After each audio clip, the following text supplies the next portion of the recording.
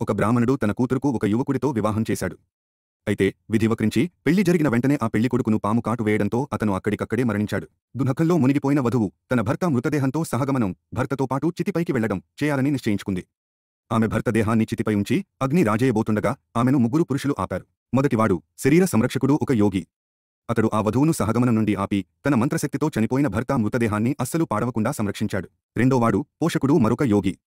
అతడు ఆ దుఃఖిస్తున్న వధువును తనతో తీసుకెళ్లి అనేక సంవత్సరాలు తండ్రిలా సంరక్షించాడు. ఆమెకు కావలసిన భోజనం, వస్త్రాలు అన్నీ సమకూర్చాడు. మూడోవాడు జీవనదాత, మూడో వ్యక్తి చాలా కాలం కఠోర తపస్సు చేసి మృతులను తిరిగి బ్రతికించే మంత్రాన్ని సాధించాడు.